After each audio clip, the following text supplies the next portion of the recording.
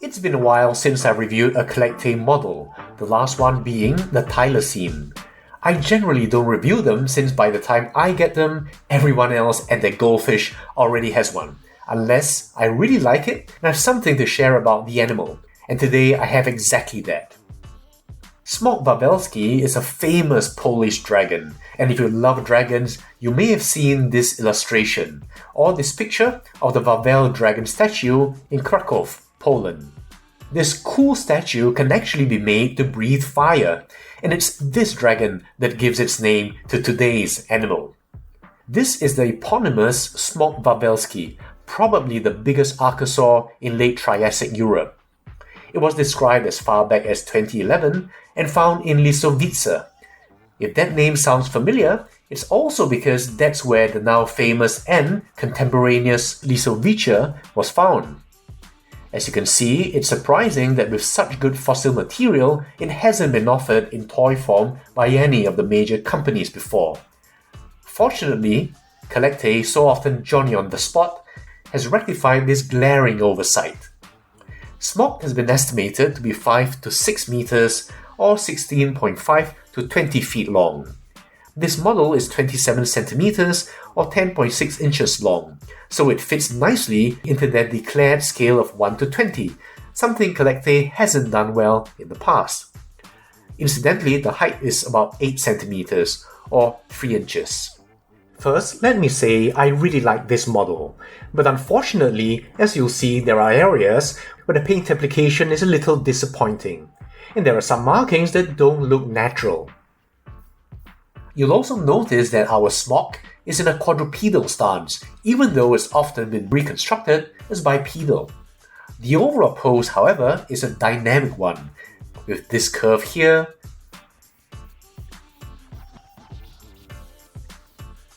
this angle here, and this here. It could possibly be interpreted as having just landed on his hands or to effect a sharp change in direction.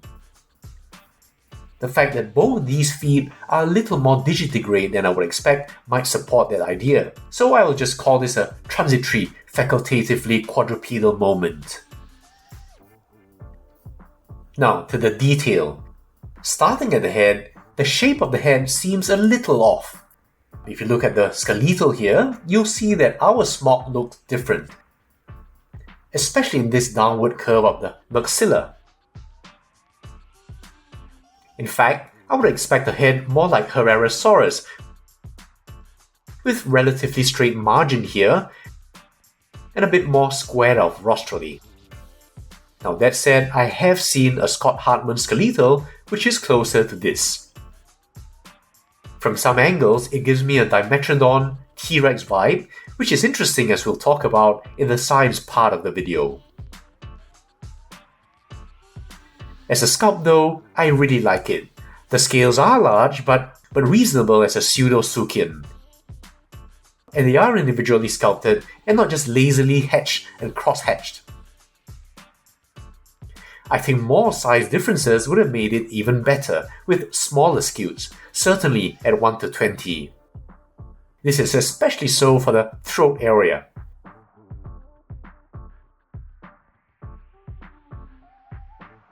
If you compare with this tiny CollectA, you can see it's certainly well within their capabilities to do so.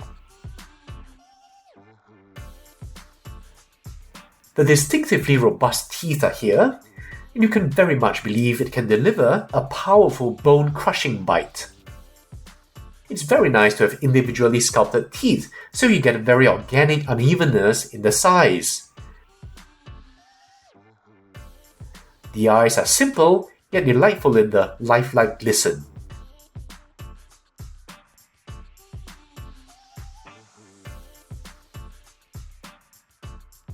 The jaw articulates very nicely and smoothly.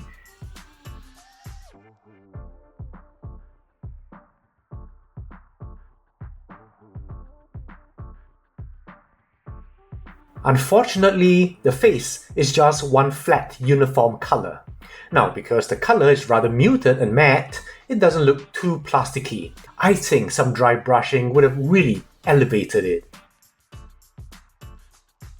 Then there are these spots that are a little too magic marker-like for my liking. But elsewhere, you'll see they're better executed. Down the rest of the body. The shoulders here have very nice creases, with these scutes that just flow along, looking very natural to me. Dorsally, you'll see these ridges, and here the dull infusion of black is really pleasant, along with the contrasting black patterns down the side.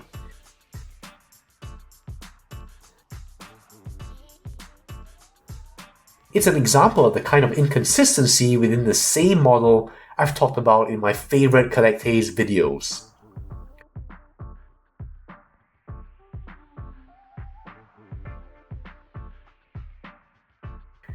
The front legs,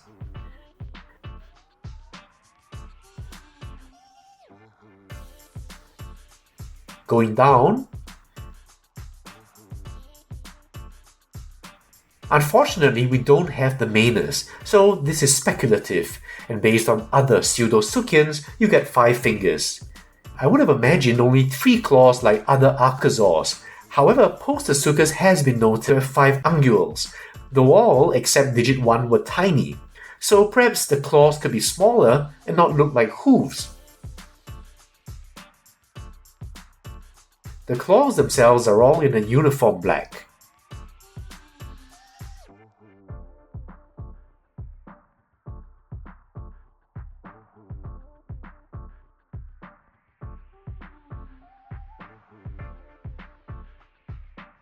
In the body, there's some colour interest with this splash of yellow.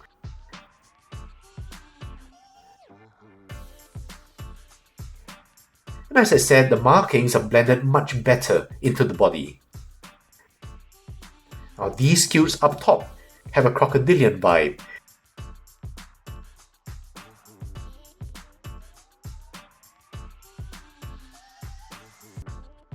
And there are isolated ones scattered throughout here. The look is really nice and very pleasing.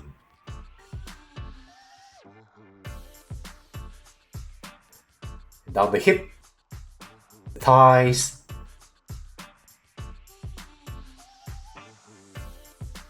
the legs, and then the feet. Smok here has 4 toes and a reduced 5th. Now we don't have Smok's foot bones, but sculpting along the lines of Postosuchus probably makes sense with the reduced 5th digit. That said, the original paper states that there were trackways of a tridactyl archosaur found close by, so if they belong to Smok, you would have had 3 weight-bearing toes. I'm actually right now just getting started learning about the non-dinosaurian archosaur lineages and their anatomy, so any experts on this out there, I really welcome your insight. Now here on the underside, again rather plainly painted.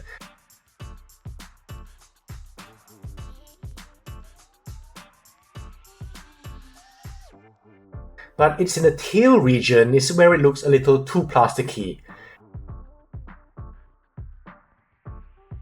And finally the tail, looking rather crocodilian.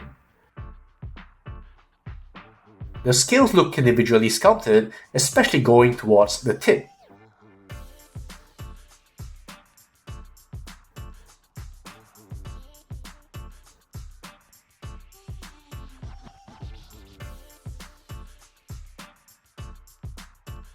And here, although you see general flat colours, it does segue quite nicely from the brown to the yellow, so it's much nicer here.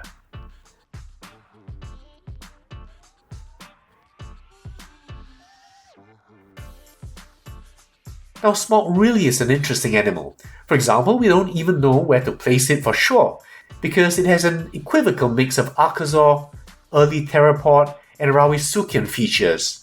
In the original 2011 paper, it was stated that elucidating these relationships would be the subject of Lisowica's PhD thesis, but I've since heard nothing about it. If any of you know, please comment below. I was going to talk about this, but I realized it would get so dry it couldn't possibly be of more than academic interest. Instead, let's talk some shit. Osteo refers to bone, and phagy relates to eating, so osteophagy is the eating of bone. The purpose of this is to supplement the diet with essential minerals like calcium and phosphate. You might imagine it's a carnivore thing, which does happen in hyenas for example, but actually it's often the herbivores that do this, because vegetation is low in minerals, especially phosphate. Unfortunately, osteophagy takes a toll on the teeth in addition to chewing on plants, leading to wear and breakage. So in general, herbivores eat older, drier bones that crack easily, and carnivores can have harder, fresher bones. In fact, predatory dinosaurs were generally not thought to be osteophagious. If you look at this Allosaurus tooth, I think you can see why. The cross-section is laterally flattened, and thus relatively fragile. Occasionally slicing bone is one thing, but crunching bone is quite another. Compare this to a theropod group that was the exception. This tooth, just look at those proportions, that cross-section. And I think you can see who it is. Now how this is relevant to today's star is this. Smok has in fact been thought to be osteophagious. Kvanströmetal in 2019 analyzed 10 large coprolites believed to belong to Smok. Analysis revealed that the bone matrix had elevated levels of calcium, phosphorus, and sodium relative to the surrounding sediment. In addition, a few of them contain bone fragments. In fact, in 3 coprolites, bone fragments comprise half the volume. These also revealed that Smok ate a variety of prey.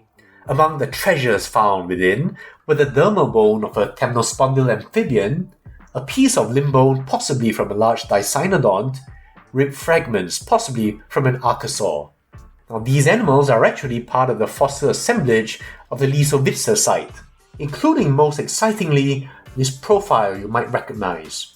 In addition, teeth were found, some possibly from Smok itself, but there were also similar teeth of different sizes and degrees of wear, suggesting a different owner, and so possibly cannibalistic behavior. Many theropods didn't chew much, so if any bones were found in the gut, they tend to be whole bones or even partial skeletons. Smok's was a lot more fragmented, suggesting actual chewing of bones, recalling the behavior of tyrannosaurids. They also found that per unit volume, Smok's coprolites contain as much bones as T-Rex. So that's a nice example of convergent feeding behavior. The similarity to tyrannosaurids ups the cool factor of Smok. So let's compare him to some other archosaurs I have. First is the absolutely pleasing wild safari Postosuchus. Postosuchus was a large pseudosuchian, about 4 to 5 meters long. Again, another probable bipedal Triassic predator rendered as a quadruped. The paintwork in the head just blows Smok away.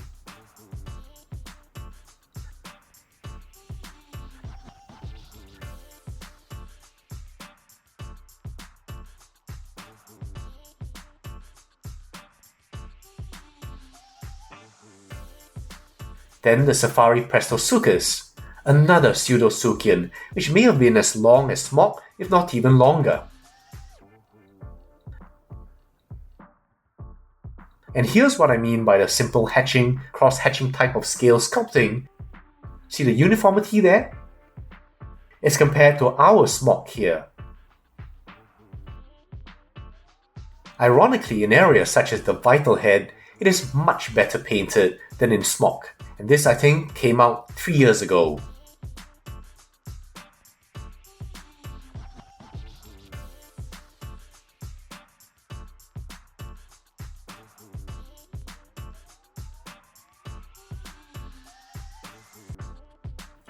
And finally, a large dicynodon that might have been on the menu. The contemporaneous Lisowicia, also from CollectA. This is close to 1 to 22, so I think the two pair very nicely.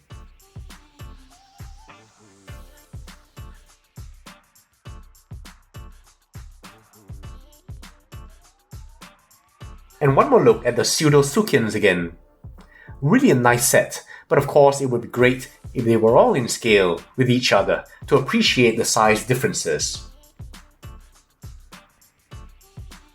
To end off, I'm really grateful to CollectA for giving us this Triassic predator. Really, CollectA has historically been very good at giving us new or exotic neglected animals, and once again in Smok, I'm glad to see CollectA deliver for us again. They are let down by inconsistent paint application within the same model, but really when you put everything together, they give us wonderfully sculpted models that are affordable, and that's a precious gift indeed. I hope that CollectA will do a Spiclepius or a good Pentaceratops one day. So that's it for the CollectA Smok, and I'll see you soon with another video.